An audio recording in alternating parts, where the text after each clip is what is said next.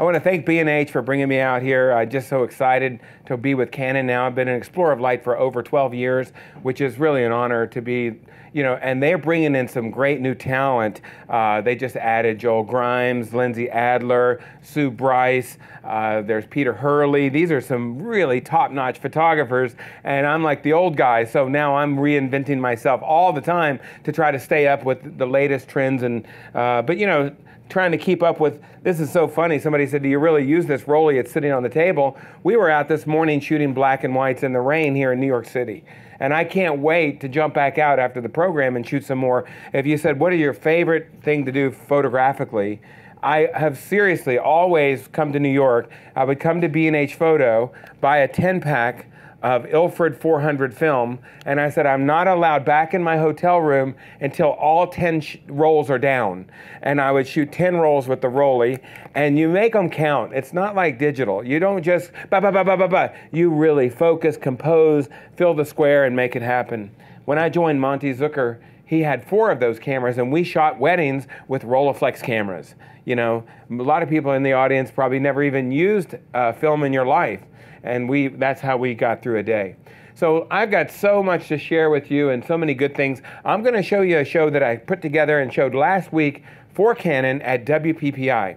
I've been going to the show for 30 years now. I was married there 23 years ago. It's the Wedding Portrait Photographers International Show. So these are all current images we're going to talk about and kind of get you through what I'm up to here. This is our Speedlight demo. It's a film we made using motion. There's the group mode, there's the ETTL mode. I can't believe 2 flashes, battery operated, we got it!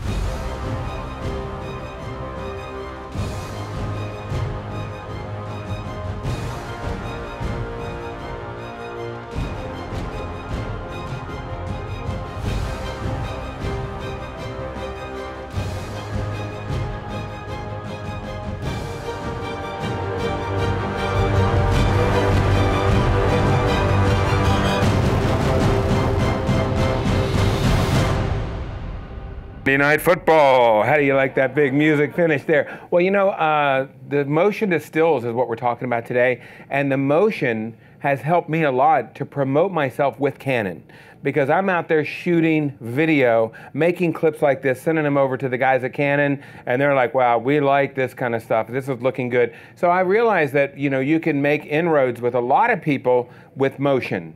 I have an album company. I love Picto books. I made a film for them. I owe Picto a couple $1,000s every month without fail.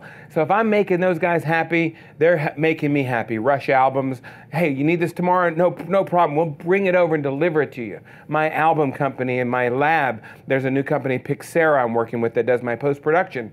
We went to the cherry blossoms. I should have brought those pictures, Paul. They came out great. If you go to my Facebook, Clay Blackmore, they're up there now, my Instagram.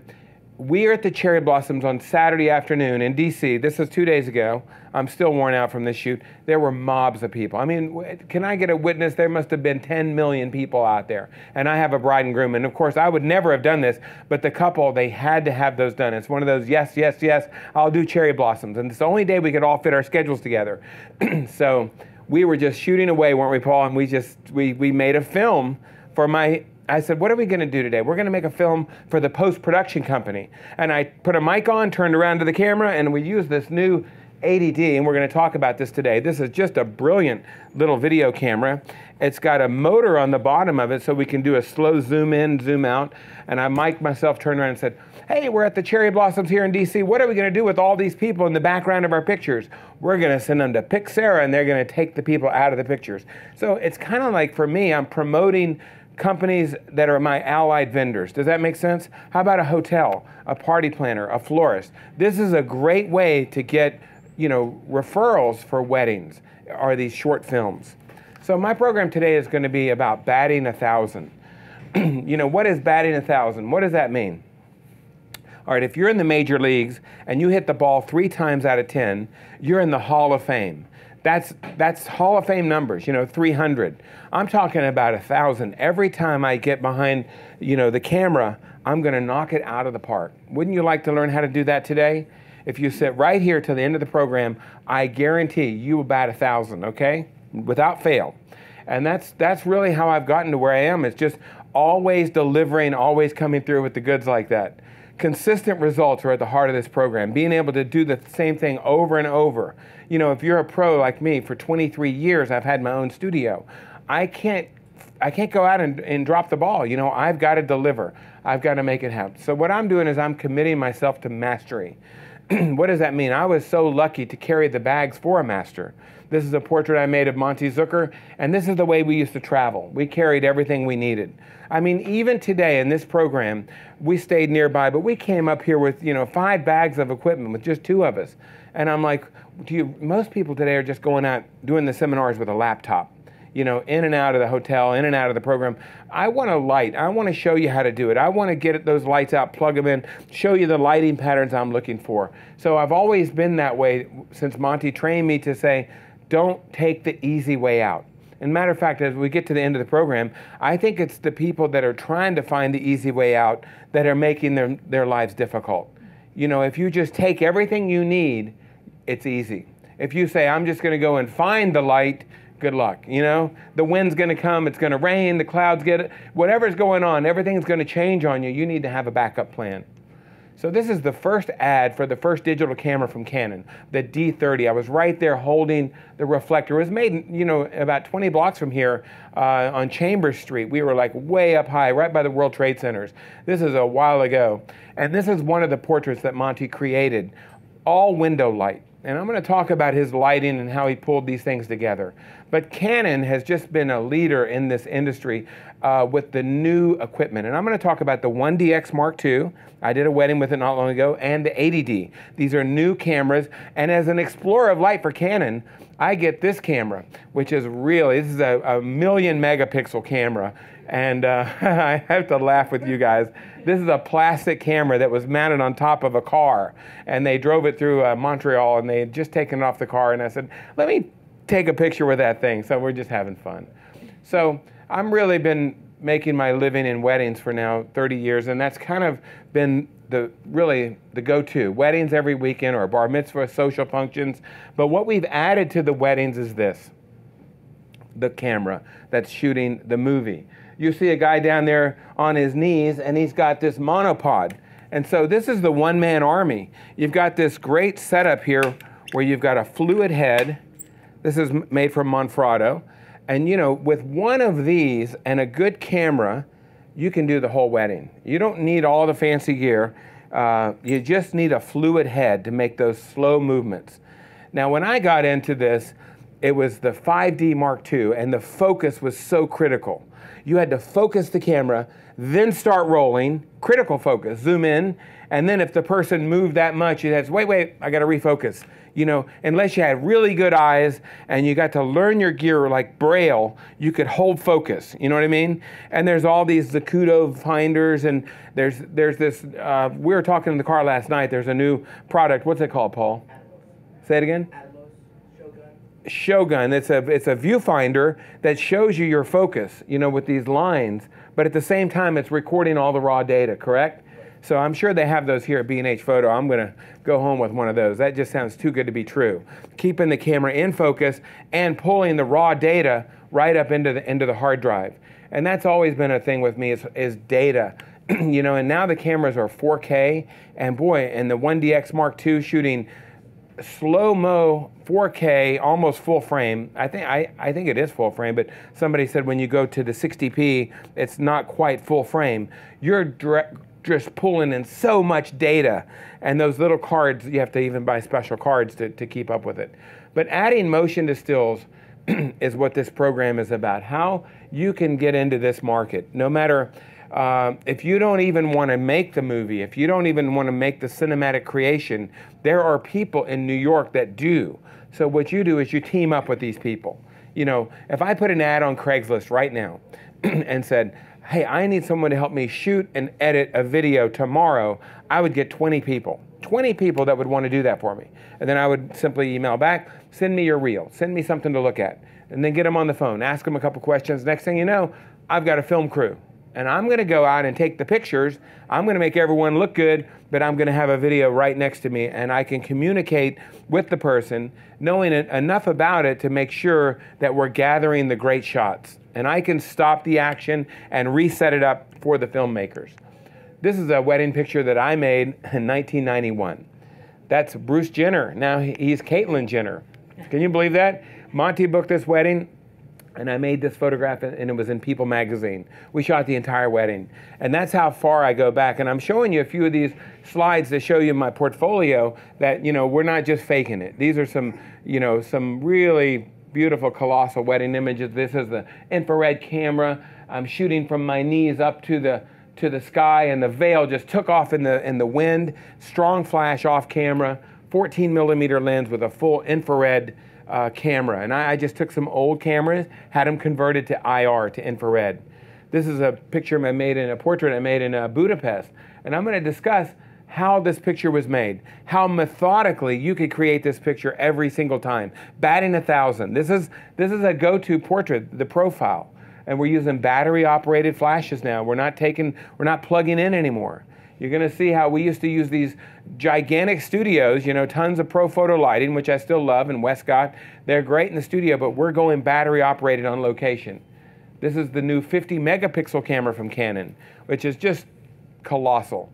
I mean, you get into details that you cannot imagine. I mean, I really love this 50 megapixel, the 5 DSLR. And I'm using very specific angles to the faces every time. Right before I push the button, I say several things to myself. If that were me in the picture, would I like it? Let me get a 2/3 on her and a profile on him. I always set things up. Now, I bring people with me. Paul's in the back of the room. He's a supreme journalist. So while I'm setting the shots, he's just over on the edges, just clipping them off, you know, cleaning up. I'm a decoy for him. You know what I mean? They don't know he's there. Last night, Saturday, we're driving home from the cherry blossoms, and I'm really happy with my work that I got. Really happy that we cleared some little aisles, long lenses, and we got pictures with no people in them.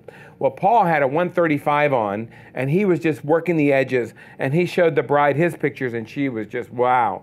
I really love these. And they always love his more than mine because, you know, and I don't care because I have the card, you know, and I downloaded it, so they're really my pictures, but we work together like that. And sometimes if I see a moment and I know he missed it, I'll just go back in and set it back up, just being a total posing photographer. And I don't mind telling you that I like to pose photographs. I think the brides actually feel comfortable having direction. Sometimes they're nervous as can be. And if you're just over there snapping pictures over on the edges, they're just even that more nervous if you don't communicate with them. So I like to open up the lanes of conversation and, you know, hey, walk over here. Hey, move over here. Hey, you know, move them around. And they just start relaxing. I can see it. Calmness in your voice to pull that off. This is just made simply with speed lights. And there's a lot to talk about. You know, most people put the bride and groom up under the huppah. And what I've done here is I've brought them to the entrance of the ballroom and let the huppah be like 30 feet behind them to create the background. So they're not up under the huppah, they're way out in front of it. And that's a really good lesson we do all the time. This is a fun technique I use a lot. And all I'm doing here is I have a sheet of plexiglass. And I laid this girl on the ground. She's a model. And I put fresh flowers on top of plexiglass. And I'm shooting through plexiglass. So these flowers are about 3 feet above her face. And I'm using a 1.2 lens. And you can see the ring light in her eyes. I'm using daylight fluorescent. So I'm not using flash. Why am I using daylight fluorescent? Because I love that what you see is what you get. But when you use the daylight fluorescent, you can shoot 1.2 or 1.4. So I'm a 50-1.2, almost wide open. My shutter speed's up around like a 4,000th of a second. You couldn't do that with flash, I don't think. And so I like this really shallow depth of field. I've been doing this shot now with glitter. I've been doing it with different organic materials, like I've used straw off the ground. I've used a lot of flowers, fabric. We go to the Joann's fabric store. We did a Valentine shot, and down here was a fabric that had hearts on it. It was remnant. It was like $3. And then we put some red flowers, and then we put a piece of ribbon, and then we threw glitter, silver and red glitter up on the plexiglass, and we made a Valentine portrait, and it was just really beautiful. This is speed lights in the snow, and this is a real wedding. just like that. And what's my mantra has always been 2 lights, you know, and you really want to have a good off-camera light. And what that does is shape the face. This light here, Paul's got it right back here, back 45, coming through the umbrellas. So now we're working radio with the 600 RT.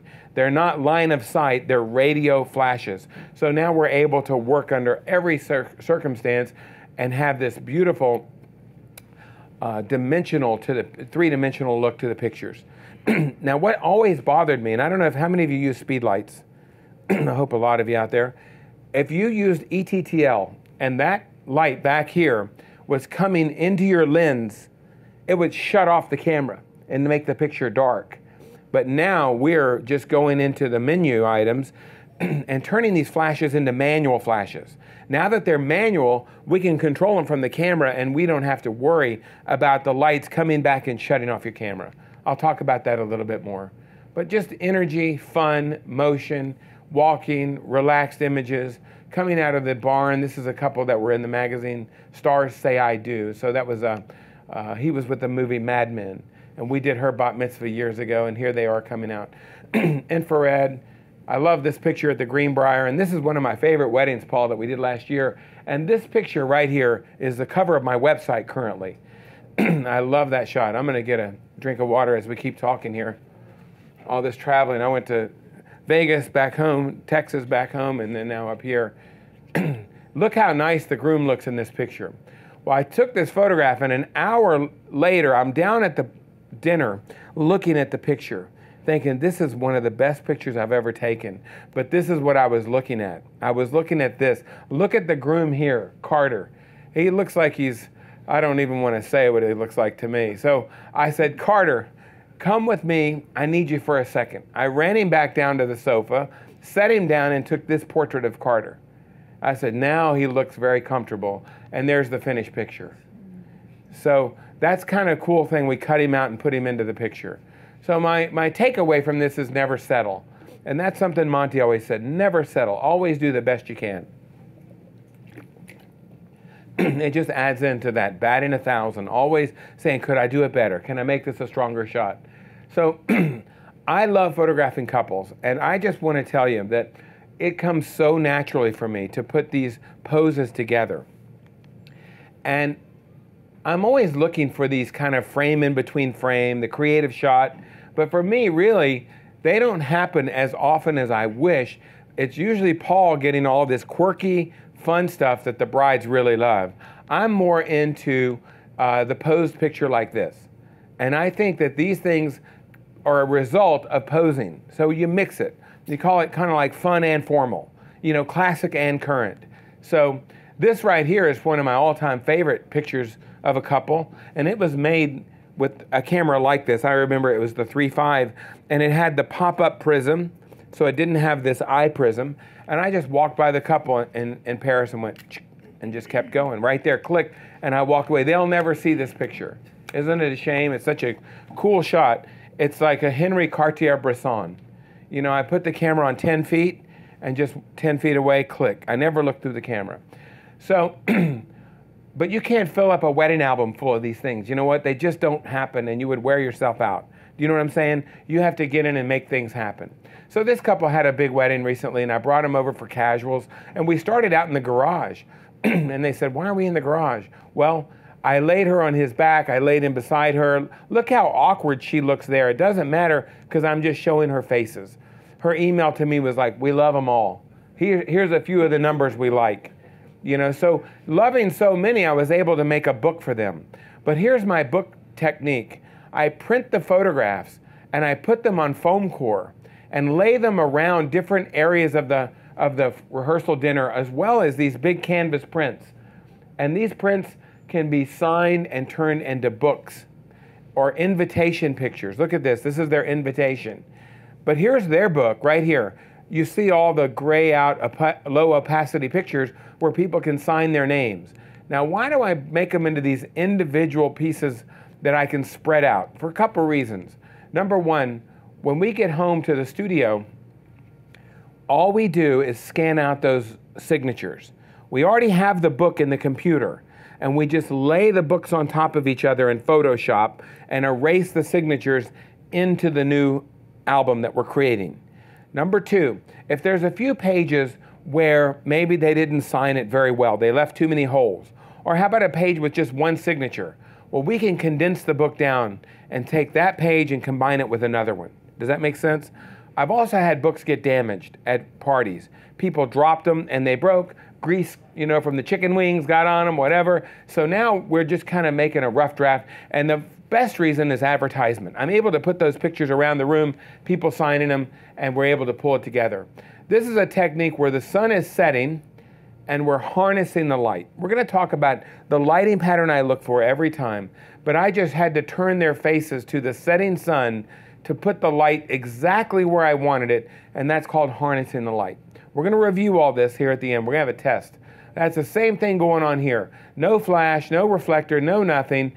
They're just looking out at the Baltimore skyline, and the sun is setting to our left, and I just turn her face and his face to put the sun exactly where I want it. Stephanie, turn your nose to the right a little bit more. Perfect. Now in the studio, I do the same thing. These soft boxes that are around the room, I light real quick, pose real quick, get behind the camera real quick, and I can move the face to get the lighting exactly where I want it. And then I can move the camera to get the specific angles I'm looking for. But while we're doing these portraits, we're making video. We're shooting cinema at the same time. I'm making this portrait and we're showing them, and people love this movement. I mean, it is for today. The movement is mixing in beautifully. Let's take a look at some of these behind the scenes clips from the video.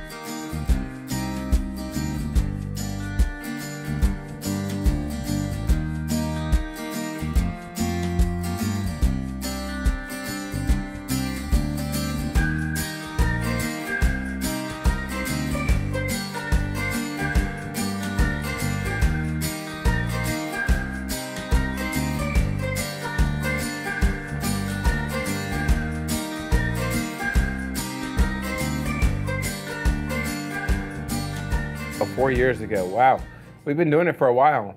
Teens love motion too because we do a lot of mitzvahs, but let's face it, the kids today, I have a 10-year-old. They live on their iPad, right? And it's half of what they're looking at is video.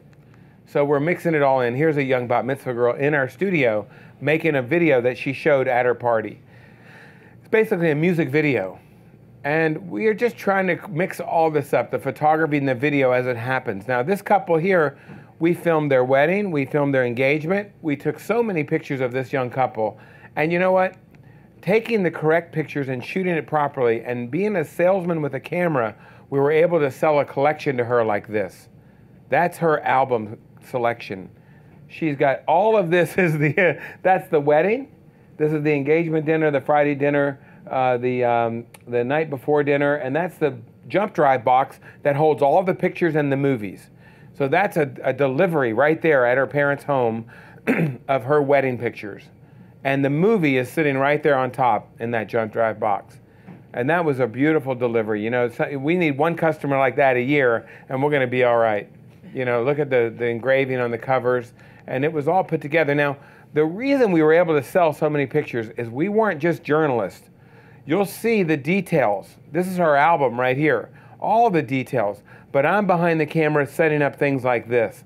And we're mixing the motion and the movement of the day with portraits. And I think some of these portraits like this, the mother and the two daughters, you know, this is 2 posing stools. You know, I'm showing you that we take the gear out to do it. We're using reflectors, flashes. I usually put a flash right here about 1 stop under the ambient. So that's how that's being made. The sisters. How about the groups? A group of 4 here. These 2 sisters are seated on posing stools, and then the parents are placed in just perfectly. And if you drew a line between these eyes, they would be parallel to those eyes. If you had a 5th person to put in this picture, would you put that person upper right or lower left? If you think upper right, would you raise your right hand? And if you think lower left, would you raise your left hand? If you don't know, raise both hands. Definitely that person would be right here to create that pyramid effect, that foundation. But when I'm at a wedding, these people, they all come late, right? The wedding's about to happen, and I know without these pictures, I'm sunk, because these are the ones that they really love to have. But while I'm shooting the wedding, look at the filmmakers around the edges. The story here is this was my first video of a wedding. And I just told the bride, yeah, we can do your video. She's like, really? I said, oh, yeah. And I showed her a sample of one of the guys. She goes, just do it. You do everything. So I brought some intense filmmakers, and they're really good, but they're very green.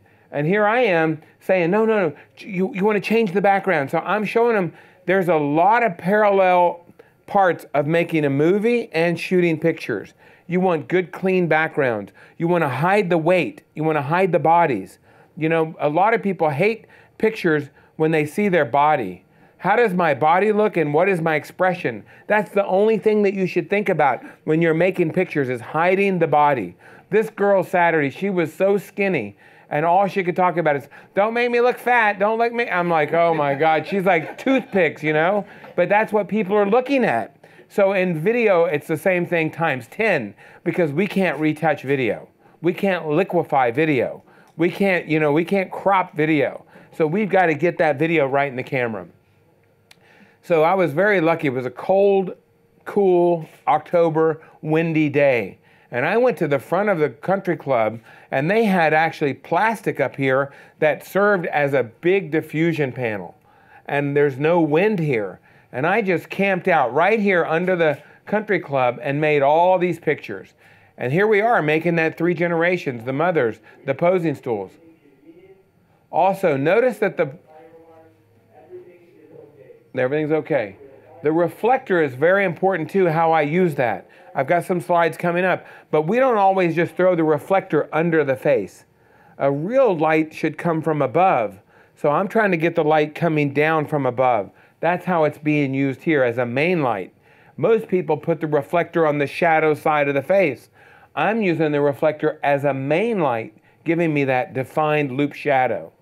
So I'm just kind of talking about my lighting. This guy, French, this is one of his first weddings, and he became a superstar. You know, he just could shoot and edit lights out, you know? And I'll talk about him at the end, because it was good and bad, because I got so cocky with my filmmaking that, oh, I can shoot anything, I can do anything. I got French, but he got so big, he left me. Along with, I've germinated 4 film companies out of my studio. And we have a big wedding in 2 weeks, and I'm scrambling even now, making sure we've got it staffed properly. Because people move on, you know what I mean? And they want to do their own thing.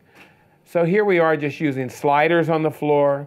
We're using all the different things. And here's just a few of the film clips we made from that wedding. There's a sword, the 2 dads laughing, slider shot moving. And that's a beautiful technique that French would do. He would slide into something dark and then go somewhere else and dark to light. And those are great transitions. But look at the beautiful wedding. I mean, we're able to capture all this and just give it right back to them. Did you see that technique where he slid into something dark and then he went from something dark to something light? So it became this thing. This is one of the film crews at a job. There's 3 film crews. Paul probably took the picture because he's not in it. But right here is Scott doing photojournalism, And there's the film crew at the job, these three guys on our right. So I would just say, hey, guys, $2,000, would you do the whole thing? Shoot it, edit it, deliver it, highlight, speeches, long version, whatever. And if I could get that deal, it was good because I was charging $45. I am charging $45 at that time. So, but they used my gear, I was responsible, and if there were problems and complaints, they all came to me, not to them. So it is kind of a thing like, hey, do I really need all this responsibility for $2,000? So we're going to keep talking about that. So we just kept going down the line here, and I said that I would show you what I'm doing here for posing. It's really, all these engagement pictures I've just showed you are made from like 3 poses. And I think I'd like to do it if you don't mind. Can you come up with me real quick? Do you mind? Yeah. I'm just going to show them what's going through my mind here. This is Central Park on Halloween. Here's some more things like this. And this is beautiful like that. What is your name? Emmy. Tammy? Emmy. Emmy. So let me just show you.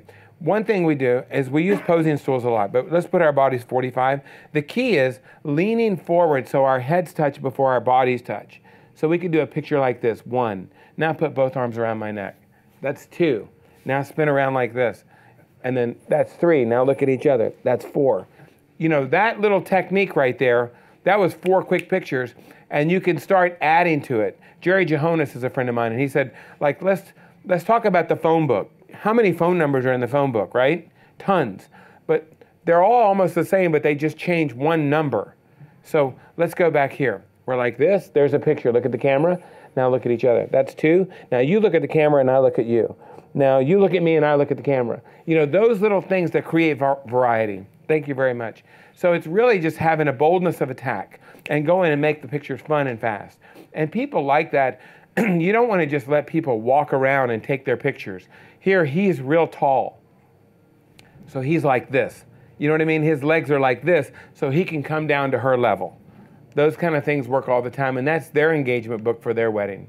Pictorial. Somebody told me, hey, stay far away and take the pictures from a distance. That way they have to order a real big one, you know what I mean, for their house like that. So make them pictorial. So nothing I really love doing more than these engagement pictures. And I can show you the emails. I mean, I could go to my Twitter feed or whatever, my phone. The bride we did Saturday, she just can't say enough about what we did on Saturday. She was so happy. That was so much fun. It was just a great way to get started for the wedding. Now, what's going on here is a real neat technique, is I just walk them. And then look at each other. Look at each other. Now, quick kiss. Now look back at me. And they walk, and they say, let's do that again. They back up, they walk again. And we might film that, and we might shoot that. So we're just kind of blending these moments together. But this right here is something I want to talk about, is shooting from the dark to the light. This is one of my favorite techniques, where I would get under the dark areas and shoot out to the light. So if you're in New York in the city and you're shooting around, find an alley where it's dark and get in there and then shoot out to the street. So let that light come in from behind. You see how it's kind of like enveloping them with her face, and the hair light with the light coming in from behind like that. Little flash used on this too, 1 stop less. So shoot from the dark to the light. That's another takeaway, where we always want to, you know, try to find the light and shoot towards it, okay? So here's no flash, and here's flash. No flash, flash. So I use a flash 1 stop under. And the way I do that, there's a lot of ways to figure it out. The TTL is pretty good. You could just put the camera on TTL 1 under, -1. But you know, TTL, the problem with TTL is a lot of things. But in conclusion, that's how I sold 1 picture for $1 million. Can you believe that? $1 million for 1 picture. That was for you. Her eyes just got so big. What did I miss? In conclusion, no. That was funny. All right. That was for you. No, so the flash, here's what I like to do. I like to use a manual flash. And I like that flash because ETTL, here's the problem. Groomsmen, all in black. So the camera is going to try to make them gray, and it's going to overexpose all that black. A white cake, a white dress, a white wall, the camera is going to try to make that white. That's actually, I said that too fast. The cake, the white is all going to go gray because it's going to make it 18% gray. All the black tuxedos in a dark room is going to be too much light. It's going to be overexposed faces. So I'm kind of a manual photographer. I like the manual. So when I'm outside, I might set the flash on 5.6. And it's 5.6 at 10 feet all day long. And I just put the camera on 8. By shooting the camera at 8 and the flash at 5.6, the flash is a little bit under, one stop under. Now there's another way I use flash, and that's to bring a sky and make it more dramatic. And we'll talk about that. I think it's going to come up here in just a second. Here's the problem with reflectors. A lot of people just bring them down from underneath. And it looks like monster lighting, doesn't it? So I'm going to put the camera, the reflector up high, like, you know, one light from above, and it's going to be a main light. And then there's the picture right there. So much better bringing the light from above. I don't mind having 2 reflectors, but I would start with this one and then bring the other one in underneath. Here's a very high profile wedding, and I'm underneath a patio, and I took every portrait. Look, there's a little screenshot of all the work that I did right under the patio with just one reflector, and that's the kind of work we're getting. So we just take cover. That's the takeaway there. Get out of the light, get out of the sun, find the shade, stay in the shade, and shoot out to the light. Have the finished picture in your mind. And how do you do that? You know, it takes time to start visualizing what you want to do. But if you can have that picture in your mind and just go create it, it's going to save you a lot of time. Rather than just being real creative, you know, like, I'm creative, oh yeah, that looks good. But if you have the picture in your mind, it's like a laser focus to make that photograph. And the more you do that, then you get kind of this wheelhouse. Oh, let's do that, let's do this. This works every time. And that's kind of where I've gotten my work to be very consistent by doing that, having this finished picture in your mind. Now, some of you came in late, and I used to work for a master named Monty Zucker. And Monty was amazing, and he was doing a seminar in Texas. I was 22 years old. And all of his work was on the wall. And he had this print set, and they all went to lunch. And Tony Corbell, who was the Maverick, and I was the Wrangler at Texas School, they said, Monty, you have to photograph that bride and groom. That's how we pay them. Monty said, I didn't bring a camera, I just brought a video camera, because he was teaching by live video. So at lunch, they gave me this Hasselblad and said, would you photograph the couple? And I said, sure. So now my heart's beating 90 to nothing because I have no idea. The lights were still set up. The model was a friend of mine, so I posed her a little bit, but I knew something was wrong. And I looked over, and there was one of Monty's pictures. So I walked over, and I picked it up, and I showed it to the girl and said, do this. And she posed like that. I laid it by the camera, put my eye on the camera, and I adjusted her so that verbatim, she looked like she looked on the screen. Took the picture. And I went through and did about 10 more pictures before lunch was over. They all came back. We were all sweaty when they came in. I had a lather worked up. I was so nervous. The pictures came back the very next morning, and they said, Mr. Zucker, here's the pictures you took yesterday. And he grabbed the pictures and he said, when did I take this? I don't remember taking this. And then he said, I didn't take, who took these? And I raised my hand in the back, and he says, oh, wow, this kid is fast. But he gave me the job simply on one thing. I was a self-starter. I was always up. I was always cleaning, organizing the chairs, helping out with, water, coffee, trash. I was kind of like, just the guy that would do anything. And I got hired based on that. But the fact that I knocked those pictures out so fast, he couldn't believe. Then we got up to Maryland, where I live now and work, and the first wedding, he's like, what is this crap? This is terrible. Because I didn't know anything. I was faking it. So the takeaway here is fake it till you make it. But now I have these finished pictures in my mind. I used to take my tripod, and I would take Monty's pictures, seriously, and I would glue them to the leg of my tripod. When I'm working, I was so nervous sometimes, I would look down and I'd say, I'm going to do this one. And I would go in and work on that finished picture in mind, okay? So we're kind of talking about how I've combined all the stills and the video, and I'm really into this, the video side in a big way, but I'm not going to abandon the stills. I still think the still market is more profitable, and until you get to a high commercial level in filmmaking. If you go to my website, clayblackmore.com, there's a posing guide right there for you.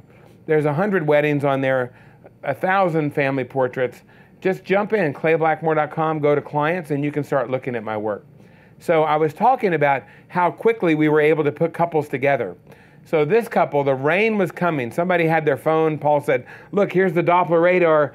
I mean, and you could feel this air coming. We're at the beach. You knew it was getting windy out there. And I said, I can do it. So 1, 2, 3, 4, 5, 6, 7, 8. Bam, just like that. And the rain came. Look at it. I mean, it was just coming down. Poor Byron, look at him over there filming. He was getting pounded over there. But that's kind of what I want to give to you today is having that pattern has been very good for me, putting people together. Because you know what? I can ride up high and just keep a smile on my face. I'm not nervous. I'm not talking to my camera. A lot of us are like, oh, I'm going to go to ISO 400. Let me go daylight, daylight. What do you think about, I better format this card. I don't talk to my camera. I talk to people. Oh, God, I love your dress. How you doing? You know, I want to open those rapports up. And people love that. They don't want to have someone that talks to their camera too much. Here we go. Hey guys, the cat's out of the bag, so I'm going to unveil the 1DX Mark II. What an amazing camera. Video 4K 60p. What an amazing tool we have here. Let's jump in a dressing room from 2 days ago and watch how I got one great shot. Look at each other, kind of laughing. Yeah.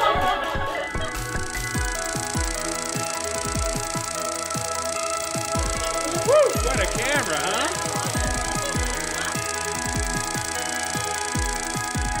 So you know I don't shoot all my wedding pictures like that. I just put this baby on RAW and held it down. I'm talking 14 frames a second, uninterrupted. It is fun. Fun to shoot weddings again. You know, Canon 1DX Mark II, the mark of a legend. Person, Clay. Now look, this is the flash shot. But this is where I just let it go, and this is no flash. I put the ISO on 20,000. There was not much light in that room. Honestly, it was one big window over there, but where I am, it was not super bright. So I did a few shots with flash, but this is totally acceptable to me for a wedding album, isn't it? So more and more we're gonna see how we're lighting these weddings with some of these utility lights, where we might put up a video light on the corners of a room and just shoot the whole thing all natural. Maybe have a flash on for an emergency, or maybe a flash with an orange gel. So now my flash is tungsten, so the whole room is tungsten. We have a little tungsten light up above to give me hair lights, and then I have a little flash that's really tungsten also, maybe bounced on the corner to pull all this together. But being able to shoot fast gives you this. 1, 2, 3, 4. Look at that moment, just coming right out of the church for something like that. You know, I love the ability to just hammer it like that, and it's fun. This picture also is just, I marched the bride and groom right down the street. It's 40 degrees. We ran them out there, and here they came walking at the camera, and I love the shot. And again, we probably shot maybe 1,000 pictures to get that one, because all I did was went brrrr. And you know, I don't normally shoot that way. I was just running the camera. If Monty were here, he'd be like so mad at me. You know, he hated the fact that I would overshoot the weddings. Do you know what I mean? How many of you overshoot, right? I'll tell you a nice technique when you overshoot. When you get somebody in front of your camera, maybe get 1 or 2 warmed up, say, I'm gonna take 10 pictures, they're all gonna be different. Okay, here we go. 1, now turn your shoulders here. 2, now tip your head here. 3, and you make every picture noticeably different. When you get to your computer, one of them's gonna jump off the screen. Do you know what I mean? So instead of having 30 pictures that are almost exactly the same, where you're trying to see these little nuances, and it drives you crazy, and you're like, I hate editing. That's why I outsource my editing, you know, to a company that helps me cull them down and put them up online. So open the lanes. It's another takeaway. At the end, I'm going to go through what I'm talking about, open the lanes. So we're in the hotel. We got a camera, we're doing video, we're doing pictures, and it's just kind of crowded in the hotel. And I said, we all got to go outside. And it's 40 degrees out there. Let's just go out for 2 minutes. And once we all got out, that's when the fun began. And what did that mean? Open the lanes up, get people moving. Camera, video. It's like almost like one of my techniques, it's called an ambush, where I'll say, okay, the light's good here, the background's good here. Everybody wait here, I'm gonna walk them from there to here. So then I'll go over there and everyone's waiting back behind me and say, I need the whole wedding party right here. Okay, girls, come here. Okay, all right, what I want you to do, get your flowers, you know, kind of prep it all up, and then I'll just kind of like walk away from them. and I'll say, come with me, walk with me. And then they're all there, and then they just start walking. All of a sudden, brrr, they're getting hit everywhere. It's like an ambush, you know? We got video, pictures, and they realize they've been had. And they start laughing. I said, look at each other. And it's fun. That's opening the lanes up at a wedding. And I'm doing that all day long, just opening the lanes from one to the other. Let's see what we have next here. This is my WPPI show, and some of the videos did not embed. This is the first look at the wedding. And this is very important when you're doing video and pictures, is that you work together as a team. Because otherwise, everyone's going to be in each other's shot, right? You're going to be saying, all right, look, why don't we have a meet right here? Because you could be over there, I could be over here, somebody could be over there, and just let's make sure we share this, guys, that we don't get in each other's shots. Because that's the worst thing when you make a film and they do the first look and you see photographers running around in the pictures. You know what I mean? And I will set it up a second time because I think it's more about the finished product. Some people would say, oh, you wouldn't really do that to that couple. It's their special wedding day. You would tell them to do that again a second time. When you're making nice films, you do that a lot. Like let's say the bride's father walks in the dressing room. Oh, they see each other. They hug, and all this. And the film guy was over there by the window doing makeup or something. And I saw that. And then I say, hey, come over here real quick, Byron. Set up right here. Look, Rob, just walk to the door again and hug your daughter, you know? And then they come in, boom. I don't mind doing that, you know, because in the finished film, it works, right? I hate to miss that.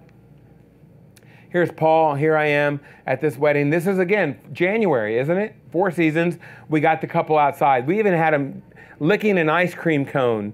There's an ice cream store there. But you know what I took away from this? I heard the bride go in and tell her mother, we had so much fun out there. We were licking an ice cream cone. And I heard out of the corner of my ear thinking, that's great. That's what they enjoyed about their wedding. They loved that energy, that movement. They weren't sitting on posing stools for like 30 minutes. They were walking around being photographed like that. I think we made a little video of this wedding of how we set it all up. Let's take a look.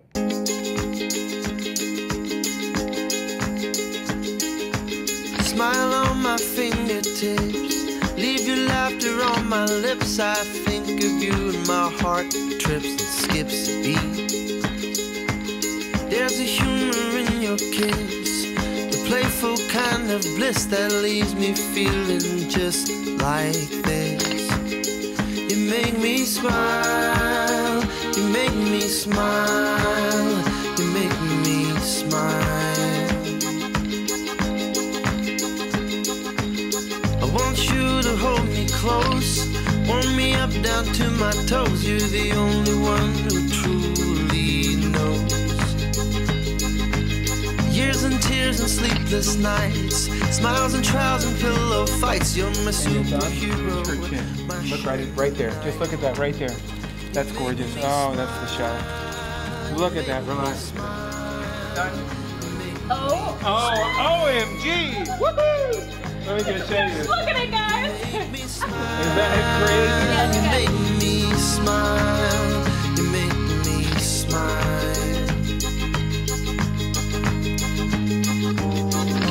The most precious gifts that you have given me, combined all the best qualities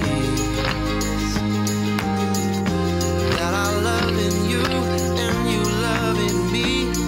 They know just how to make me smile. Smile on my fingertips, leave your laughter on. Running on the go. You make me smile, you make me smile. You make me smile, you make me smile, you make me smile. You make me smile, you make me smile, you make me smile. Smile on my fingertips, leave your laughter on my lips. I think of you, my heart trips and skips a beat. Yeah, that was great. I love it. Yeah, it was great. So what I'm doing there is I'm just kind of having a good time. And see, that couple, they didn't know, but I've done so many weddings that for me, it was fun to have the behind the scenes of that like that going on, because I'm not nervous at all. I'm anxious to get those pictures done. I'm like a party planner with a camera. I'm saying, I need the wedding party over here. I need the mother over here, because I want to get all those shots done. I have a list a mile long, and I have to just plow through them. And the speed lights now at just low, intensity can light up the noonday sun because the ISO on the cameras. Do you know the Mark III is my go-to camera? I could shoot 4,000 ISO for the whole wedding. I don't. I shoot about 800, but the newer cameras, 20,000 ISO, you can't hardly see the grain or the noise. This is a still from a video clip. They're coming back up the aisle. I'm using the Mark III. I'm holding focus. This is before the autofocus. And I said, kiss again, kiss. And they kissed, and I got that video clip, and we use that in the album. So that's video that's being used as a still. And now with the 4K, 8K coming out, that's going to be more and more prevalent. I'm seeing, when you have a jammed up moment in a wedding and you're missing the shot or something, go to the video and pull it, and you've got a video still. All right, so let's get down to the nitty gritty. If you really want to get into making a cinematic creation, you've got to think hard on sound, lighting, stability, camera movement, interview, message. It's all about a story, the preparation, the editing, the delivery, and the sales and marketing. It's not easy to be able to do all those things. So it takes a team. It takes a village. Sound is the first one, and we did bring over some of our sound goodies. These recorders, this one's 5 years old. There's so many new ones that have come out, but this one works great. So when you're at a wedding, or you're at a corporate film, or you're doing anything, if there's not somebody wearing headphones, you better get some headphones on somebody, because you can't miss any of the. If you're getting static, it's going to blow everything. If you're getting too much over modulating, not good. So if you watch a video and the sound is bad, you can't watch it. You just turn it off. Also, when you watch a video these days, what's the first thing you look at? How long is this video? Can I watch this? Can I watch 6 minutes? No. 3, maybe. 2, all right, I'll watch it. So we've got to get our message fast. So it's really, coming down to being good storytellers. That's more important than anything. We'll talk a little bit more about these lights. We're really into white balance, because in photography, you just go into Lightroom and you fix it. But boy, in Premiere, which is how I edit all my video, you can't really do as much. You can neutralize it a little bit. The little video I just showed you of me at the Four Seasons, the first shot, he was on tungsten balance. You know what I mean? And I'll just go back real quick, because it really bothered me. I'm like, how'd you miss that white balance? See that? And so, we fixed it as much as we could, but see how warm it should look? So Paul is with me so much, and what do? We throw up a white card, take a picture of it, custom white balance on every shot. But it's these phones that are really killing our market. I'm not just kidding you. I used to photograph 100 kids a year, from brides, not even advertising. I'm doing like about 15 or 20 kids a year now, professionally, because that market's gone. The parents are photographing those kids all day long.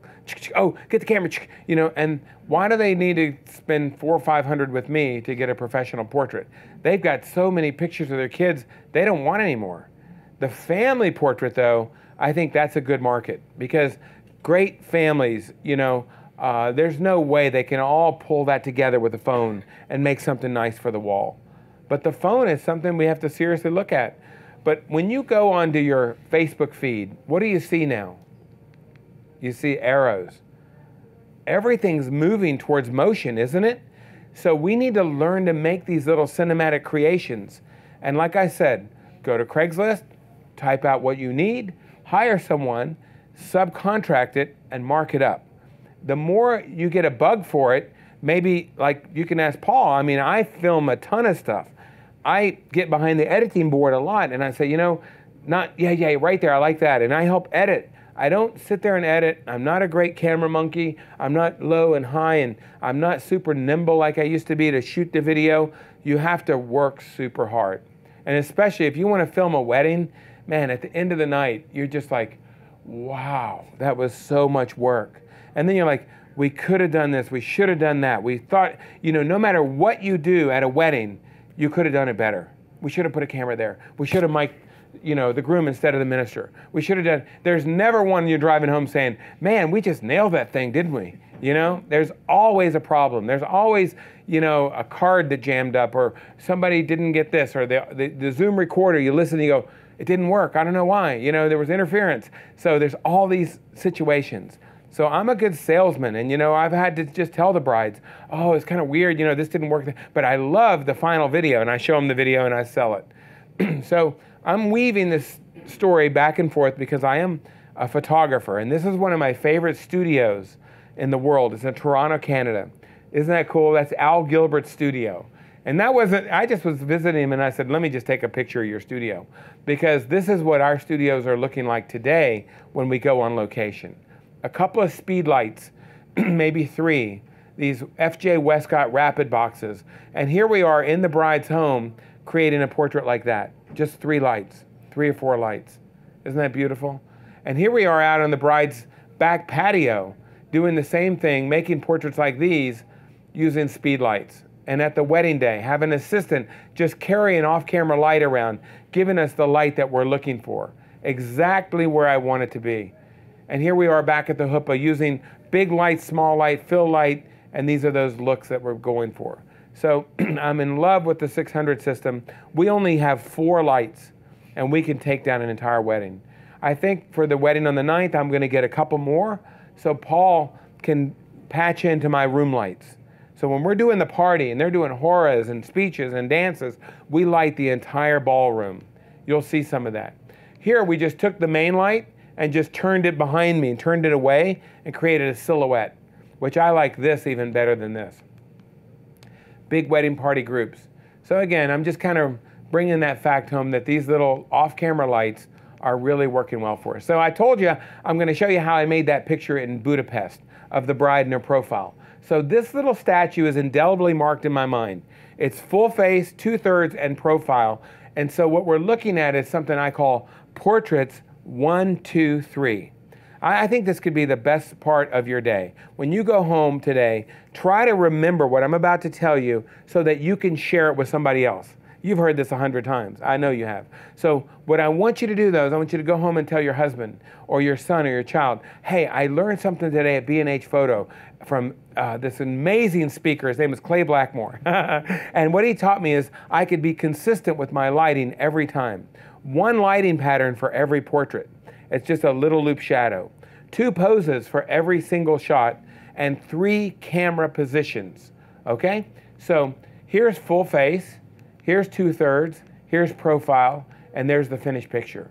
I'm gonna review this, but full face, 2/3 profile. What's the difference between these 3 pictures? What is the difference between those 3 pictures? 1, 2, 3. You know what? There's no difference at all. It's just the view at which you're looking at it. Let's say that I'm posed like this, the light's in place, you're looking full face, you move over here and you move over there. The person stayed still the entire time and the light never moved. All right, let's look at it again. Full face. Now, what I did here to stay on the background is I rotated the face to the left and kept the light in place. And then I went to profile, and I come back and come back, come back, come back. It's called camera position. Camera position is an angle of the face. Full face, 2/3, or profile. Pardon me, look how big her face looks here. Look how angular and slim her face looks here. So knowing this, like if I were gonna do a portrait of some of the people in the audience, I could analyze your face immediately. Like your face right here is more long and oval. You would look beautiful with this lighting and that angle of your face. This is a longer, slimmer face. Your face is more round. So 2/3, exactly. My wife has the same face, and she loves that angle of the face. So when I meet people, sometimes I'll just tell them, you know, I bet there's some pictures of you that you love and some pictures that you hate. And they're like, yeah, of course there are. Well, I know the ones you're going to love when your face is turned like this and the light's just perfect. Yes, you're right. And that's the 2/3 view. Now, the lighting pattern is just that little loop shadow right there. So that shadow, I can talk about how we create that. And so there's one lighting pattern for everything, a loop shadow. Now we could do overhead lighting, which is butterfly. We could do clamshell, which is glamour. We could do side light, split light. You know, we could do everything, but you know what? We don't have time. People are always late, so we're never creative at the beginning. We just do a quick pose, light, lift, refine. So what do? I pose the picture, I light it, refine it with my eye on the camera, and make the portrait. All right, I'm gonna keep reviewing this. I'm gonna bring it home. There's a photographer named Joe Zeltzman. Has anyone ever heard the name? Nobody. So Joe Zeltzman was the teacher of my teacher, Monty. And Joe Zeltzman writes here in his periodical, and you know what, this periodical is from 1972. He says, every competent photographer on assignment to photograph some three-dimensional object, large or small, always carefully selects a camera angle which will show the exact shape and form of that object.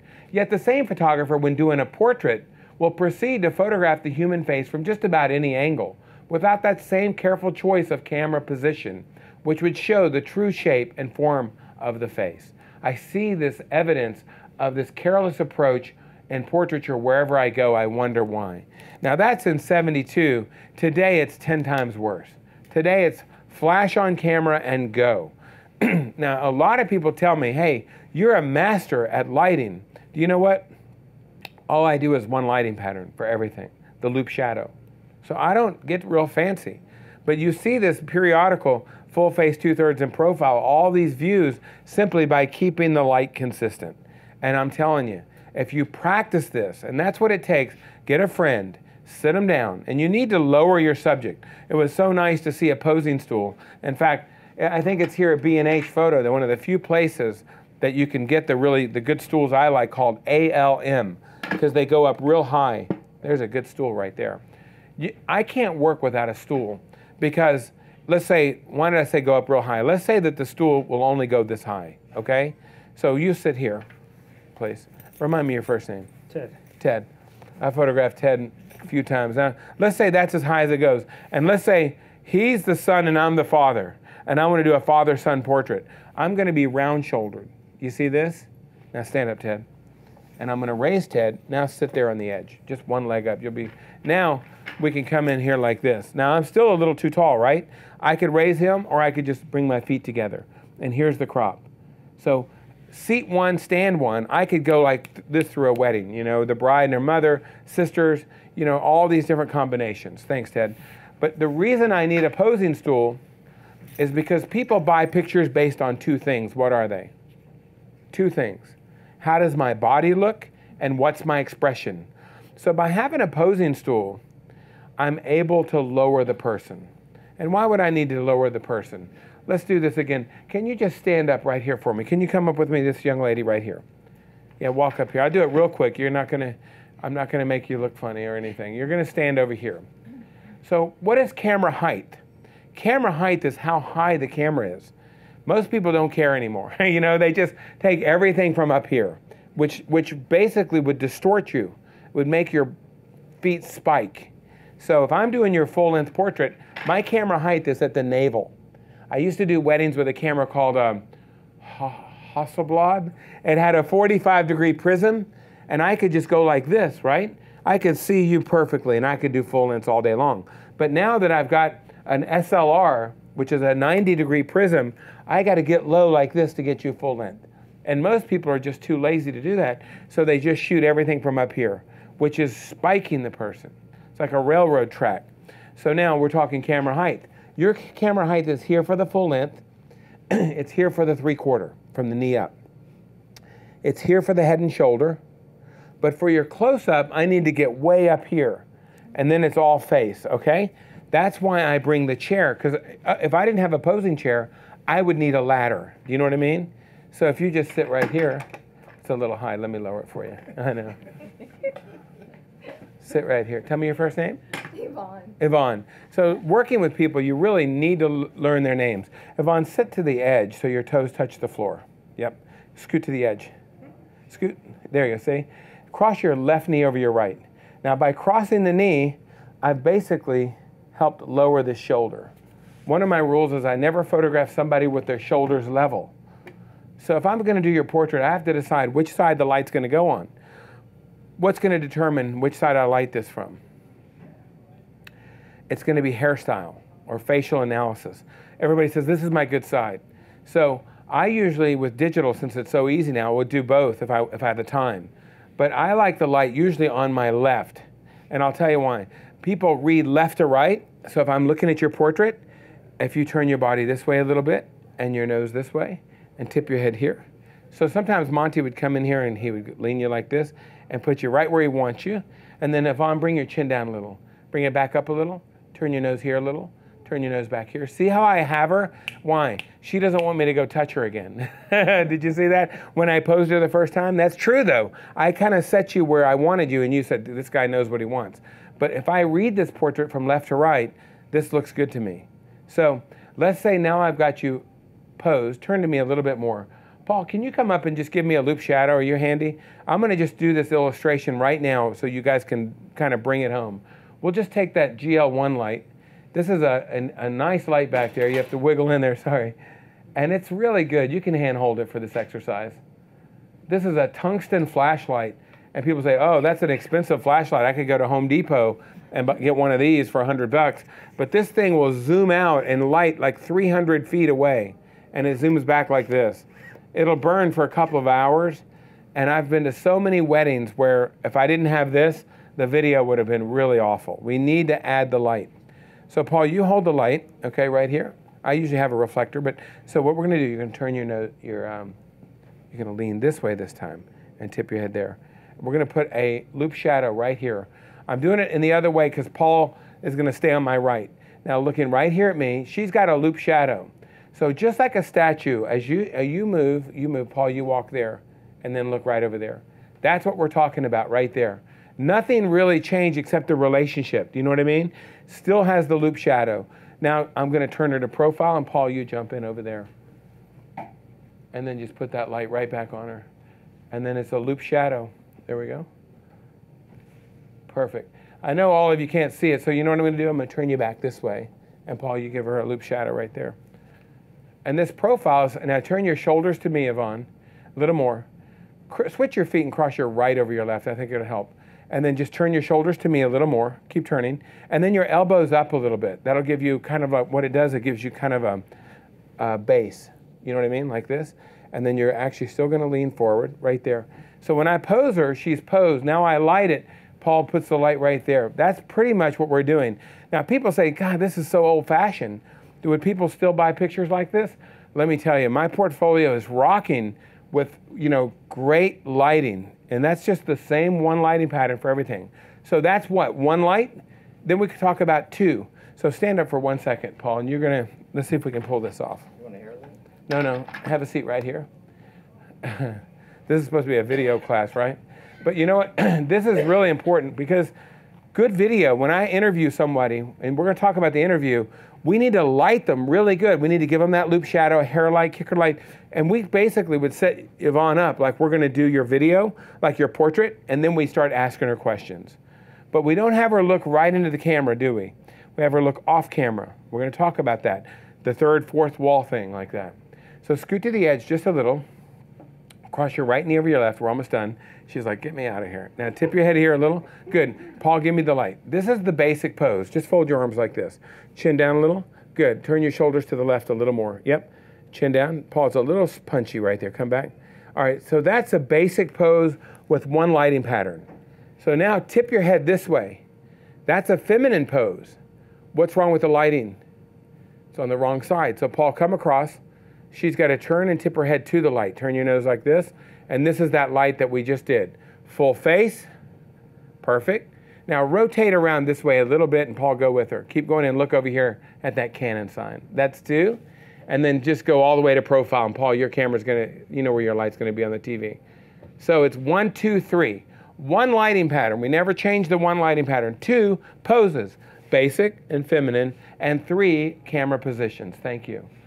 But that's something that's a discipline. Get a friend from your house, your son, your daughter, you know, your wife, invite the friends over.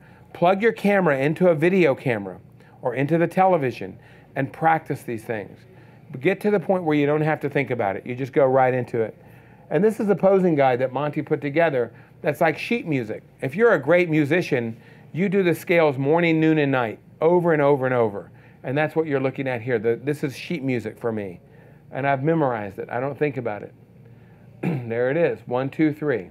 Work methodically, have a plan, have a method.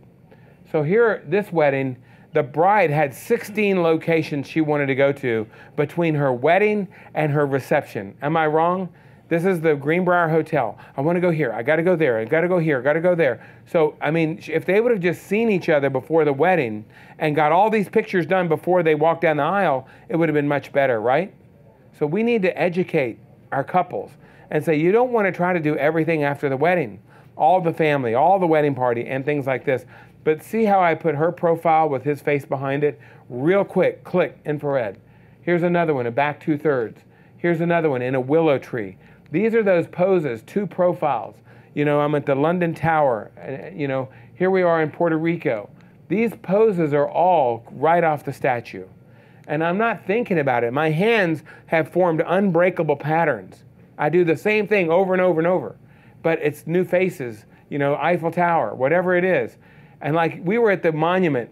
If you guys go to my Facebook, Clay Blackmore, and there's the Washington Monument, and there's the sun.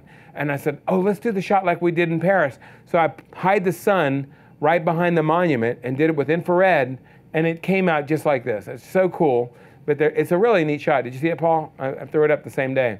But doing the same things over and over, you start to have that finished picture in your mind before you start.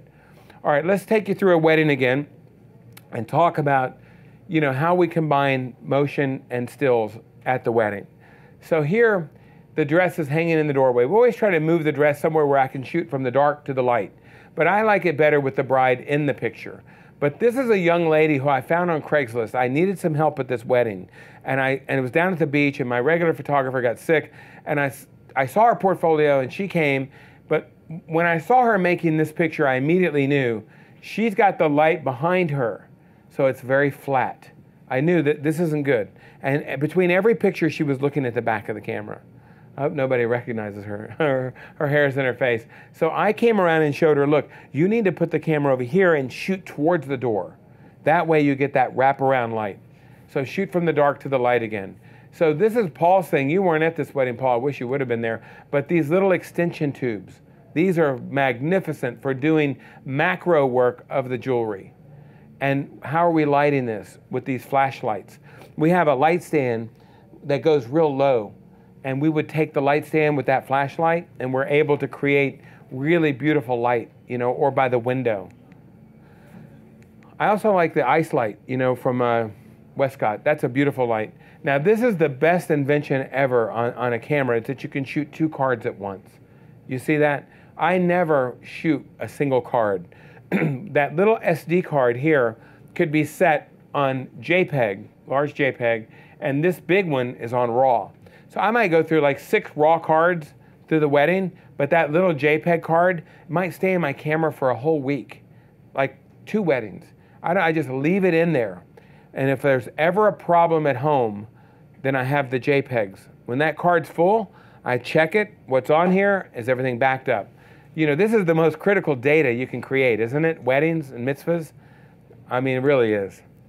Macro lenses, Canon makes one that's a 50 millimeter, and also cleaning your lenses. But this lens is really inexpensive, isn't it, Paul? I mean, it's like 150 bucks. And you don't have to buy the extension tube, but it's a real good lens. But always keep your lenses clean, because digital hates dirty lenses. It really does. When we make our motion pictures at the weddings, time-lapse is really cool. So this is a time-lapse clicker, and we can just keep moving time-lapse around the wedding day. The new 5 DSLR has the time-lapse built in, which is so cool. You just set it up, and you hit go, and the camera doesn't even click. It's making a movie inside there, and when it's done, you get one file, MOV, and it's the time-lapse.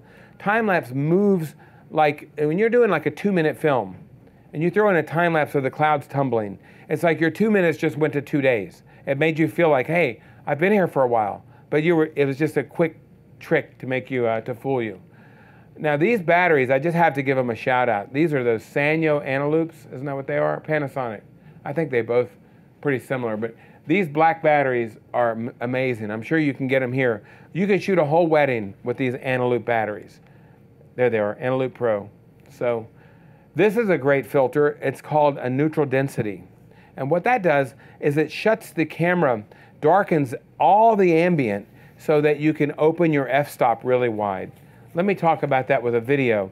So this couple, they're in this bright sunny day, but when the filter's on the front of the camera, I can turn it down and darken everything. What does that do? That makes it more cinematic by keeping the background out of focus. If I don't have that shallow depth of field, it just looks like amateur video. So that's a neutral density, like a 5-stop or a 10-stop. And that keeps your f-stops wide open. Does that make sense to you guys? So this is our kit, and we go everywhere with 2 of these flashlights, these GL1s, and you can see us using them everywhere. Like this picture is just one flashlight. We threw it in behind the subject, right there on the chair, and there's the picture. All available light with the flashlight coming through the veil like that. So I love working that like that. This is just the light on her face. Here we're in the dressing room. Look how muddy the light is on her face. Threw the flashlight in there and in the mirror, and that made such a difference on the video. And when we get to the wedding, it's every detail, because if the bride today, she doesn't really care as much about family portraits, she wants every little detail, doesn't she? But her mother wants those portraits, so we got to play with 2 different customers. Now remember the girl I hired on Craigslist? I'm watching her take this picture, and I can tell the camera's too high. Yvonne, I just had you up here, and I said for the full length, the camera's at the navel, right? So look, here her camera's at the shoulders for that picture in the doorway. It needs to be low, like that, shooting up, to give us that perfect, basically no distortion is what we're looking for.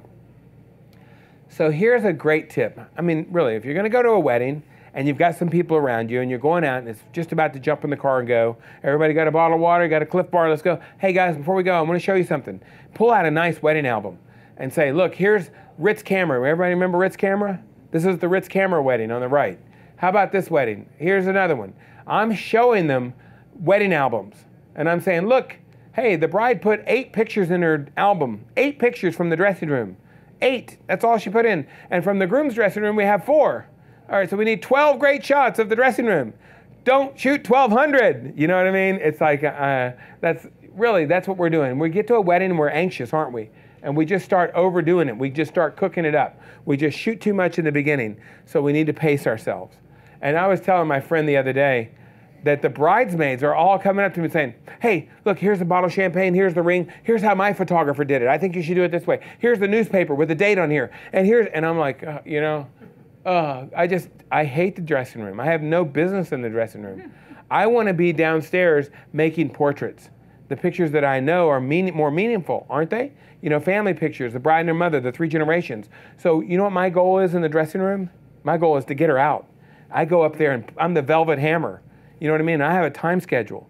And I go up there about 30 minutes before she's supposed to be in the dress and say, how we doing? I need you in the dress in 30 minutes, but in a real upbeat tone. Instead of 5 minutes before she's supposed to be in the dress, say, I need you in the dress in 5 minutes. And she's like, what? 5 minutes, and then it's like Keystone Cops. So I just keep pacing it. This is a fisheye lens, and we just love to take these wild lenses, fisheye 14, long lenses, 200-1.8, and really add that to your wedding story. The posing stools, we're loading the car up. I just want to tell you how important it is. Everywhere I go, these go with me. I have 2 in my car right now. We were going to bring them up here, and I said, you know what? We'll buy some at B&H before we have to schlep those things up here. But that is the ALM stool that I get here. Now I'm going to go a little faster, but double lighting your candids. Most people are shooting just flash on camera, aren't they? So what I'm trying to do here is a little bit of an off-camera light. So this is a 600 flash, again, on manual, and I want to create shape to the pictures. Do you see how we're shaping the pictures? So I'm in here shooting, and I will tell you, my on-camera light is TTL.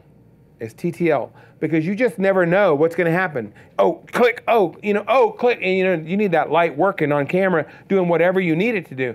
But the off-camera light, it should be set like manual, maybe like f5, 6.5, and shoot around 4 or 5, 6, and just add that drama to the candids. You see the light right up there? You just crop it out. There's the finished picture. I mean, look at this amazing coverage that these flashes will give you, like in a balcony situation. And that's because we can turn the ISO up to 4,000, right? You could bounce that light off the ceiling and create these great shots. Here's the cake cutting with double and triple light. Here's the confetti. Now this confetti came down, and the best shot of the bride and groom, the confetti was all on the floor. You know what I mean? So what I did is I just laid the two pictures on top of each other and erased the confetti out. Do you know what I mean? The confetti came, click, click, click, but the couple didn't look that good. And then at the end, he kissed her and she smiled, but the confetti was on the floor, so we just merged them together and created that picture. Now I'm gonna go fast here, but this flashlights here, this GL1, here for their signing of the ketubah, we just put 2 of those in the room. Why? Because we were doing the video, so I wanted to light that video real nice, and I said, you know what, I'm just gonna flip my camera onto 20,000 ISO, 1DX Mark II, and just shot everything using, now I backed up to show you the light. See the light there? I showed you that on purpose, but there's the shot like that. So now instead of using a flash, I'm using off-camera lights because I'm kind of working in tandem with my video team. Hey, let's light this area, let's work together. And it's really a good thing. And we're able to just jump around. Here they're walking down the aisle. Here they're under the hoopah, same thing. These shots, I'm showing you contact sheets to show you we didn't use any flash on the whole recessional. Here they're coming back up the aisle, 20 shots, click, click, click, click, click, click, click, and there's one of the pictures. There's another one. So here we are out on the field using all these gadgets at one time. You know, this is in New York City, but we're showing you the lighting here. The blender is also on stage. It's a little bit of a more of a lower power light, but again, with the high ISO, it's a beautiful little light that can go tungsten or daylight. Here's the newer cameras, the new C100 Mark II, autofocus, auto iris, amazing ISO capability. The native ISO is 1600 ISO. You know what I mean? So you go into a room and put it on 1600, it's just like your eyeball. Do you know what I mean? They say your eye is 6400, but we're getting to these better cameras. And that's what I brought up here too, and I hope towards the end we'll bring this out and show you. Canon's even come up with this little motor on the bottom of this one, and it just does a little zoom. So now you can zoom in slow. And the 70D came out, and then they had this touch focus. And you could focus anywhere you touched, and everybody go, no way, you're kidding. So then the 80D, this is the newer one, ADD, it's perfect for me because I have ADD. They put this technology in the new 1DX Mark II. So you can focus the camera now just by touching the button. That is powerful, isn't it? I've lost so many great shots by being a little bit out of focus. But the cine lenses, what's the big advantage on these lenses? Well, I'll tell you what do you say? The glass is amazing. I think what they love about this lens, seriously, is the matte box that goes on the front is all the same. If you use your Canon autofocus lenses, the 85 1.2 and the 135 f2, they're different sizes. So if you're going to change lenses in the middle of a shoot, you got to go through all this rigmarole to get the matte box back on. Here, it's all consistent, all right? So here we're in a location doing a commercial film. And this is kind of where I'm heading now, is how this is where an area that I think there's tons of snow to plow. I don't know a better word to use. There's business out there. This work has legs, corporate video. And you're in New York City, I mean, everyone needs a film. Remember, we all needed a website like 20 years ago. Now you need a film on your website. You need a 1-minute film, and I can make it. I know how to make these films. So you just get a little portfolio going. I did a bar mitzvah for this lady, and she has a plastic surgery place. And I'm going to show you the film we made for this. It's basically a cosmetic facial place, and she loved her film, and I'll show it to you before we finish up here. But what am I holding there? Steadicam, right? The newer Steadicams have come out, and they're really lightweight, affordable. I mean, my Steadicam, $8,000, guys. I bought everything at the high end. Now you can get that same Steadicam for $1,100, $1,200. The Solo. I am a portrait photographer. If you go to my website, I do 2 or 3 business portraits every week. So now who am I photographing? I'm photographing the CEO of that company. I'm photographing all the important people. So I've got their ear. And I say, hey, guess what? I'm making films now. Can I show you one? And I'm really excited about it. So I've picked up a lot of film work just from photographing these people. This is the guy on the right, Metalogics. I just did his son's rehearsal dinner last Friday, and I've done a film for their company, a big film, $12,000 film, I'm serious, for the guy on the right, simply because I was doing his business portrait, and this is the honest God's truth. This is how it happened. We were in Metalogics, which is Microsoft, in DC. I have the gray paper set up. I'm doing all his portraits, and I said, hey, Steve, I'm doing these films now. They are so much fun. I mean, this place is so cinematic. You ought to let me come make a film for you. So then not 3 minutes later, we're in the next room, and he says, Clay, come here. I want to introduce you to somebody. Hey, Jim, come over here. This is Clay. He does all of our films. He's our filmmaker. He's our photographer filmmaker. He introduced me as the filmmaker just because I planted the seed. So we have to just always be selling ourselves. So when I'm in there making the portraits, this woman came along. Let me see what's coming up. This is a woman who asked me to do her film about her cosmetic, facial. And she said, Clay, we need a group shot of all of our employees. And I went there and I'm like, what? A group shot? They have a closet, They have no place to spread out. So what did I do? I set up the pro photo lights and I did portraits of each of the people individually, okay? So now I had them all photographed and then I put them together in one strip like this. Pretty cool. And then what happened, one girl got fired, so we photographed the new girl. The boss wanted an updated portrait, and there's the new portrait. So, hey, if you lose an employee, don't worry. We'll come out and fix up the picture for you. But during all this work for the company, doing their headshots, I'm like, you need a film. She goes, we do need a film. So it's all about branding. Her brand is this W, West.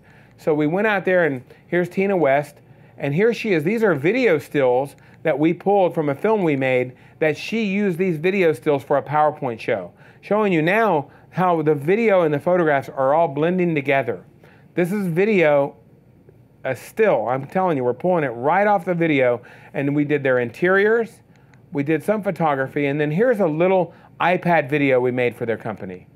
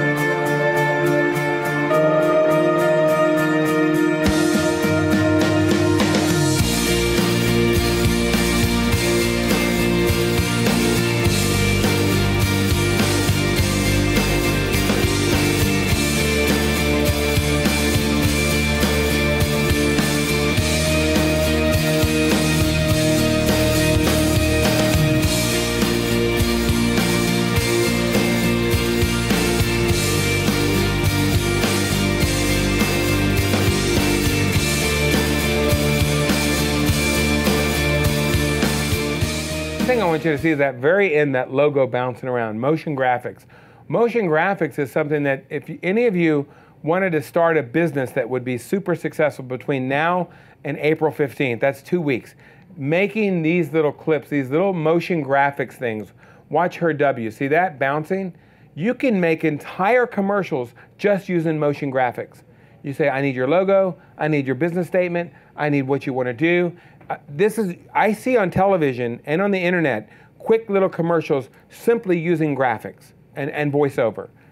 You guys know what I'm talking about, right? This is a great area, a skill set. If somebody, these guys get paid like $1,000. That's probably $400 just to do that. I'm going to show it to you again. That's $400. And then you charge your client $800, right? You mark it up a little bit. What else do you need? I mean, those commercials went by so fast. This is my slider. I've had this for 7 years. I mean, it's a beater. I put cans on the end just so it would, you know, sit like that. But it's a Pegasus from, what is it? A Pegasus from Cinovate.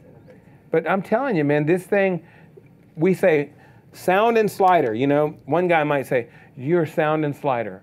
I need every word, I need it clear, and think about slider shots. So that's all he's doing is doing sound, so he could be saying, hey, this could be a cool slider shot over here. So that's a good guy, sound and slider. And the other two are working on the story of the day. Here's another company. This is, you know, Folger Pratt. She says, we want to redo our whole website. So I redid the whole thing. These are all the principles. And I said, have you ever done a video, thought about video? Now, this is about 4 years ago. And she goes, we always wanted to do one. We just don't know how. And I said, can I make one for you kind of on speculation? She said, sure, but how much is it going to cost? I said, it's between $5,000 and $7,500. Just depending on how much motion graphics, how long it takes, how many re-edits. She says, well, let's just try it. If I have nothing to lose. They loved their film. I think it might be on here. I just have to see. And like I told you guys, I shoot bar mitzvahs. I'm posing these things like, you know, she's the bat mitzvah girl looking at the Torah or the prayer book, and here's the father, and there's the grand, you know what I mean? I'm just doing the same posing and lighting I've been doing forever. And let's see if there's a little clip of their video in here.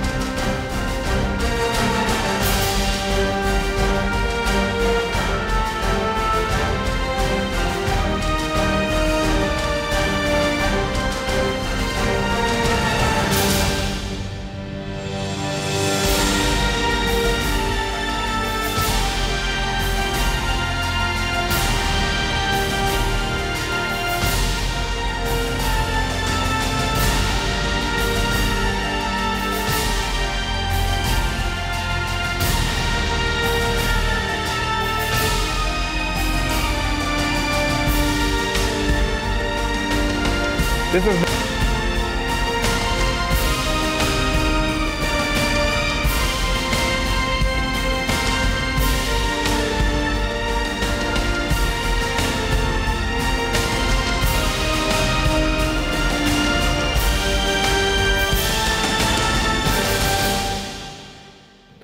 so I'm going to thank you very much. That's good. You can tell it's a high energy thing, and it's perfect for me because it takes energy to do this. Becoming a salesman with a camera is so important, is not to give the work away. And so we kind of have to figure out, how do you charge for these things? So somebody said, look, 3 times is for your friends and 5 times is for your customers.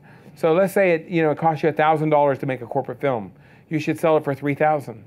And let's say it's a customer that's got a good infrastructure and good pockets, and you should go for $5,000. $5,000 is kind of an entry-level film. You know what I'm talking about? And I think that's very doable in today's economy. And I think that's about where I want to start.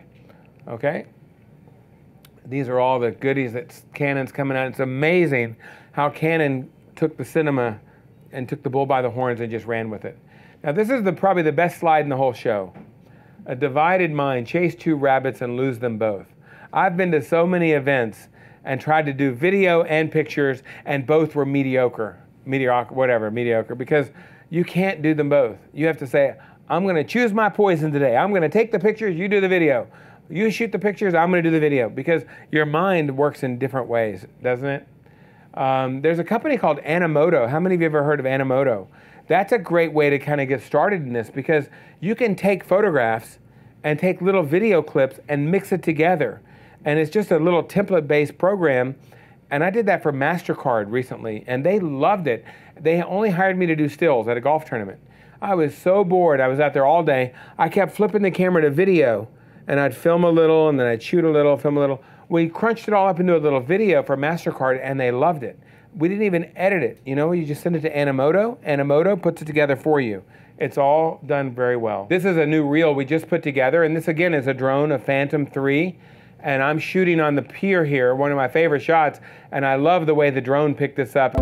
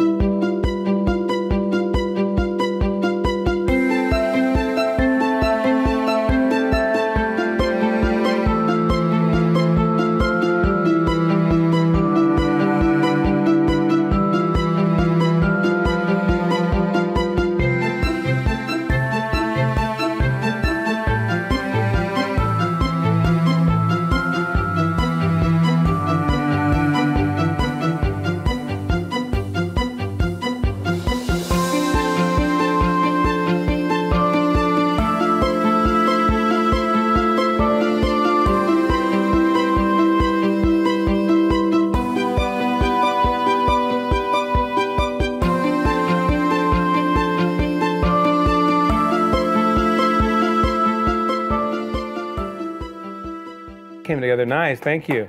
That was all current work too, you know, and it's, I'm gonna give all the credit where it goes. I maybe be responsible for like 2 of those shots, 3 of those. I set a lot of it up and they shoot it. I'm right in the mix getting the photographs, but I'm adding this dimension to my business, and it's good for promotion, and it's good for, I think some brides come to you and say, oh wow, we can do all the shopping right here. We don't have to go down to DC and visit a videographer. He's offering us everything, and he's even given us a combined package. He's merchandising. If we do both with him, I'm gonna get a deal. So we're talking about that brunch edit. I think this is an amazing wedding that we did about 2 years, actually a year and a half ago. And I'm flying to Palm Beach on Friday to do party for this family again. I'm not doing the next wedding, but I'm doing a lot of their parties. I'm really upset I didn't get that next wedding, but the groom is in the family, and the groom's marrying a girl, and the girl has a relationship with another photographer. I hope that's the truth. You know, I don't know. But this wedding was just beautiful. And I told the father, you know, this is the kind of wedding, like, you know, they could afford anything.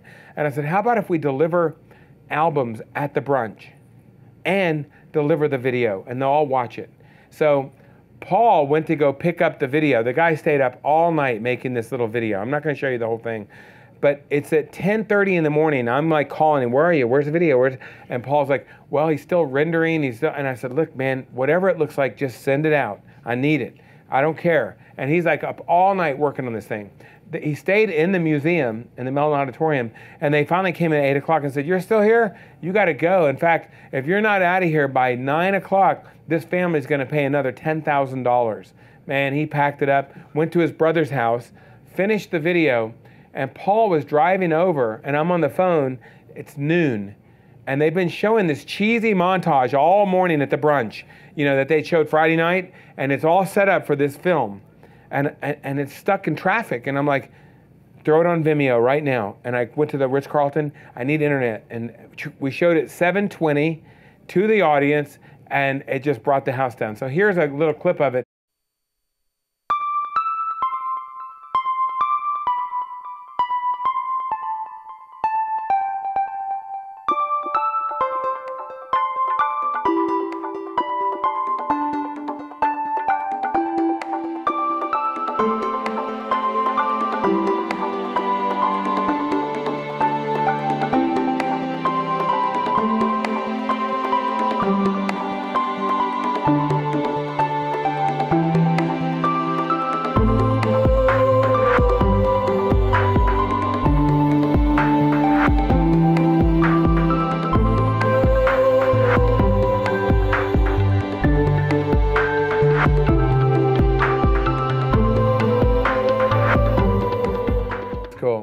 So that's good promotion. I think we're going to wrap this up. Let's see what's coming. That's how we're delivering our work.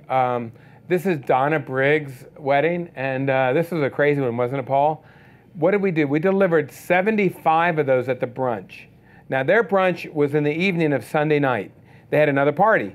So Sunday night, every guest, every couple went home with this.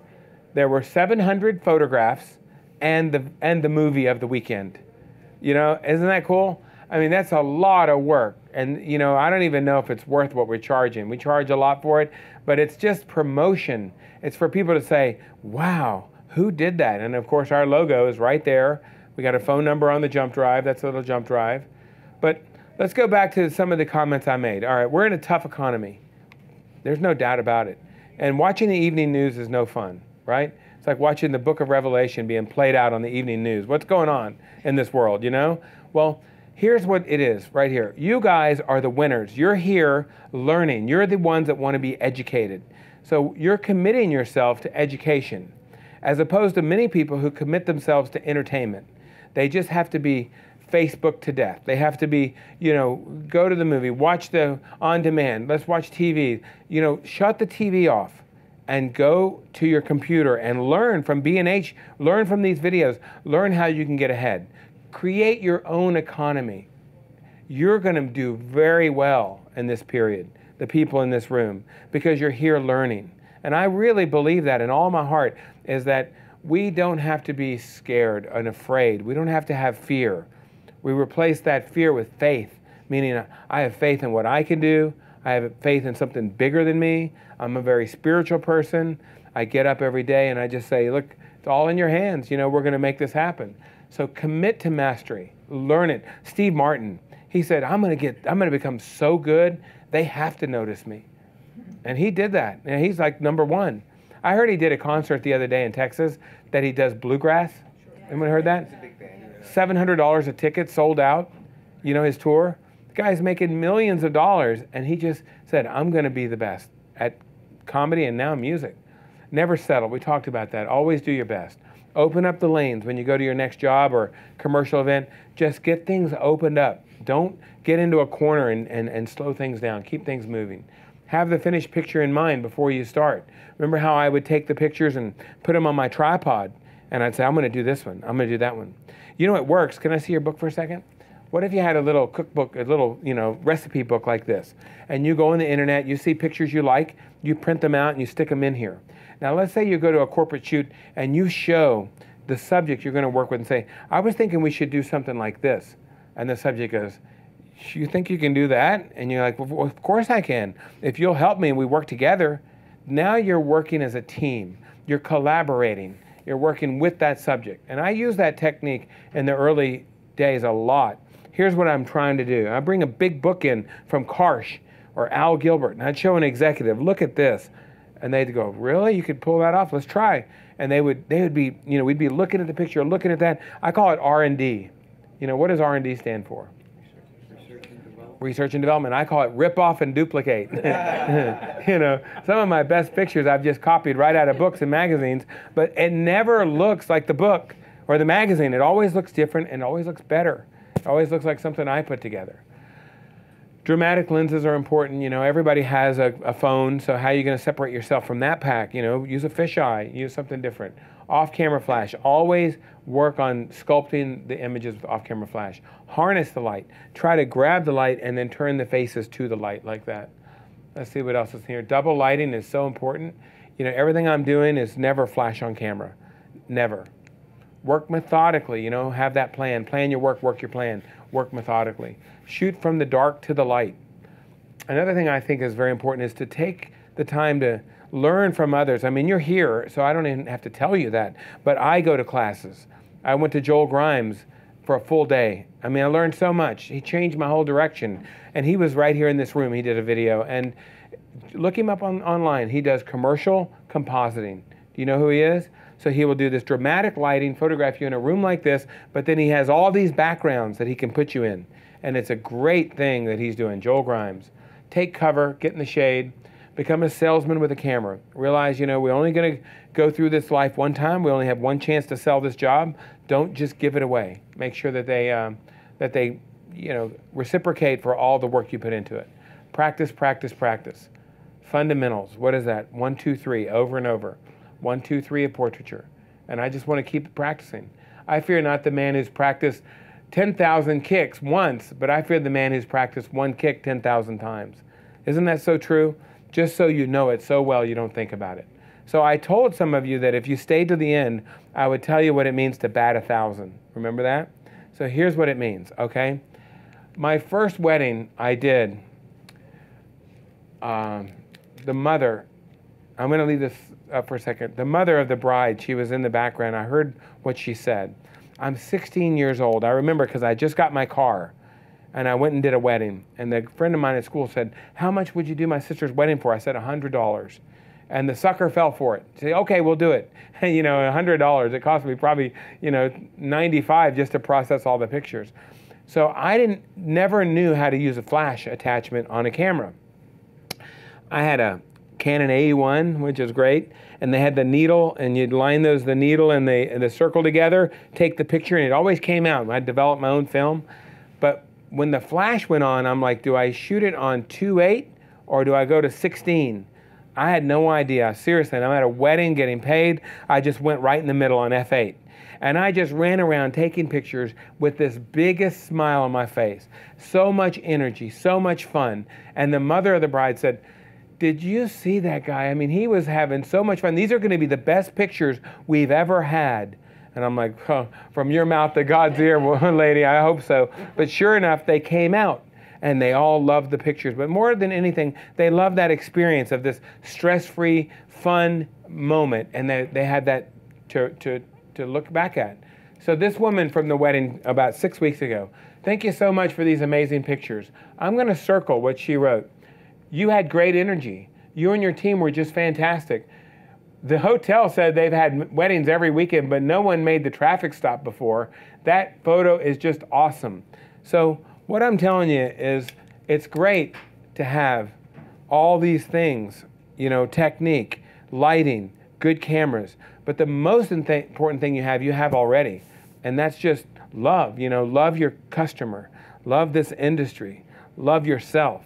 If you have that, you can sit at tables with kings and queens, and you can go into the poorest neighborhoods in the world.